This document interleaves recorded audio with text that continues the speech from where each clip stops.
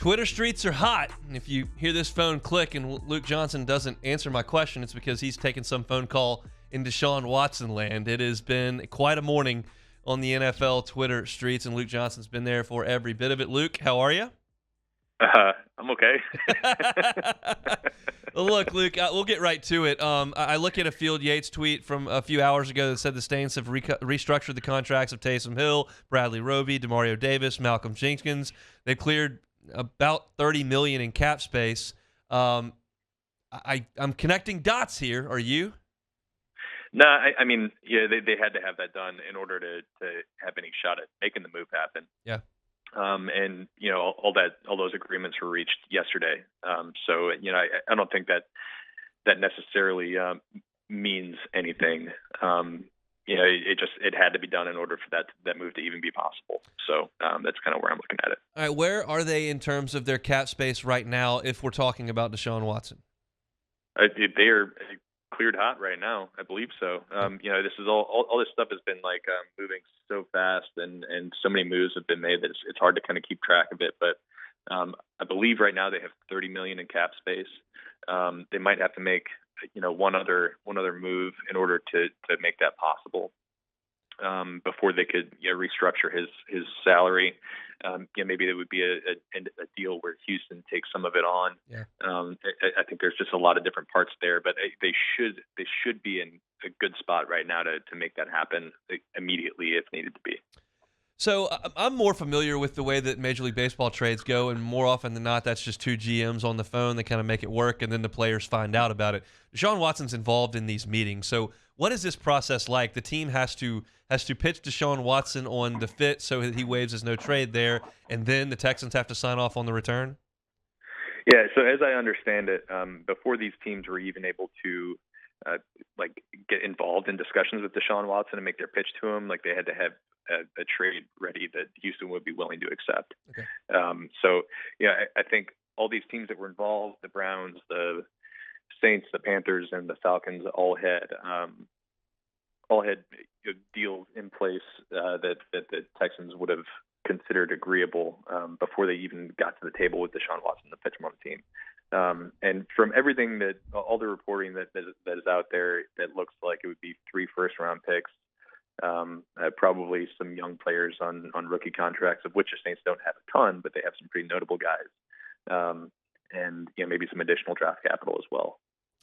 All right, you're a beat writer who writes news stories, but I'll let you put your opinion cap on here for a second. Is this the right move if it's 3 first rounds and a young player just to get that position settled with a 27-year-old player right in the middle of his prime who's a top 5, 6, 7 player of that position?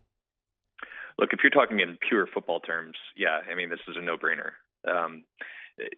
You could have those three first round draft picks and maybe get a really good player out of that. And maybe another one is a role player, maybe another guy doesn't pan out. I think you look at the Saints first rounders the last couple of years. I mean, since really 2017, they haven't had just a absolute rock star come out of that, right? Marcus Davenport has shown flashes of being a very, very good NFL player, but obviously he has not been able to put that together over the course of a full season. Cesar Ruiz, I think, has been disappointing, and obviously Peyton Turner last year dealt with his own injury problems. So I don't think those picks are a sure thing. And I'll tell you what DeShaun Watson is as a football player. He's a top 5 NFL quarterback, and those guys just do not come around very often. If you have a chance of going to get one, you go get one. But I think the conversation's a lot more nuanced than that, because I don't think you can look at this in pure football terms. That's what the Saints are doing. That's what a lot of teams are doing, because that's how rare these guys are.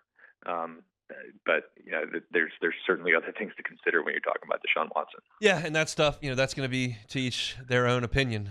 We put a poll question out there. I've taken no Twitter interaction on it. And it's not necessarily a discussion we need to have. It is what it is. You feel one way or you feel the other. As far as what you've heard or kind of what you've read, looking through the grapevine, what kind of time frame are we looking at here? Are we looking at pretty imminent either way? Yeah, I would think so. I mean, he's already started to whittle down his options, right? Cleveland's not on the table anymore. Everything I've seen is that Carolina kind of feels like it's out too. So it really just it's down to New Orleans and Atlanta, it feels like. And I would imagine that we'd have some sort of resolution on this today. But then again, earlier in the week, I figured that they'd have a kind of a trade in place by Wednesday because that was the start of the new league year, and there was some contract stuff where bonuses get paid out on that day and stuff like that. So I would think today, but the way this thing's played out, I think you should not be just assuming anything at this point. You're looking for the news at by Luke Johnson's where you can find it. Outside of DeShaun Watson, tell me where else the Saints are kind of looking. Well, actually, no, I had a thought when you were saying that. Does the fact that it is Atlanta mean anything or put any sort of urgency under the Saints front office? I mean, I'm not talking about I don't like the Falcons, but you play them every year. Yeah, I think there is a sense of urgency. I don't know if they. I don't think this is the sort of thing where a division rival gets involved and then that starts a bidding war where one side's trying to hurt the other one in that way. I don't think that's how this is going. I think really the involvement of division rivals here kind of ups the stakes for the recruitment, right? I think that's really more what it is. I think that's why we saw Gail Benson go to Atlanta. I guess it was yesterday to talk with DeShaun Watson and the Saints brass. They're kind of ramping up their recruitment of him, and I think that's kind of what it all boils down to, in my opinion. So what else is this on the Saints wish list while free agency is open and ready? Yeah, I mean, I think a lot of this depends on what happens with DeShaun Watson. I think, obviously that will make them a much more attractive landing spot. If you're talking about having a top 5 NFL quarterback on that roster, I think that would make people want to play. I think that's why nothing's happened with Teron Armstead yet. But look, I think one way or another, regardless of what happens here, I think they absolutely need to add a receiver to that team. They addressed the safety position after Marcus Williams signed in Baltimore. They went out and got Marcus May, so I think that's pretty much locked up.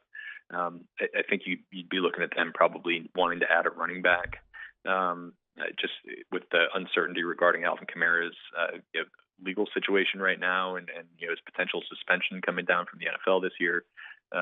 If Teron Armstead doesn't come back here, I think offensive tackle is a need position. And even if they get DeShaun Watson, maybe you're looking at one of their young offensive linemen being included in a trade, and that opens up another hole there as well. So I think a lot of this stuff kind of depends on what happens with DeShaun, but there are some needs that absolutely need to be addressed regardless. And I think their wide receiver one is, this is a good year to be needing a receiver. There's plenty of guys out there on the open market who could be really big time contributors here. I think Jarvis Landry is the one that immediately comes to mind for me.